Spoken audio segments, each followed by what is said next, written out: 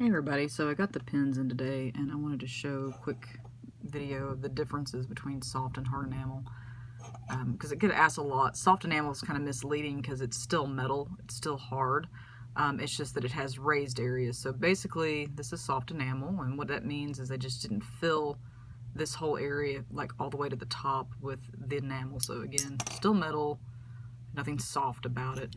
Like I said, don't know why it's called that. It gets a little confusing. So this is the soft enamel, and then this is the hard enamel. And as you can see, this is polished flat, done exactly the same way, just an extra step in there. Gives it a little bit more of a shine and has a little bit more of a finished look. The hard enamel tends to be more popular. More people make hard enamel pins. Honestly, it's hard for me to tell which one I like better. I like them both, but I will say with the hard enamel, some little tiny details are lost because when it's polished flat, sometimes you lose a little bit of detail.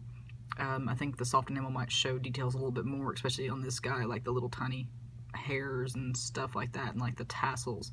But like I said, the hard enamel just kind of looks more finished. So there you have it. These are the 2-inch Asian Dragon pins in hard and soft enamel.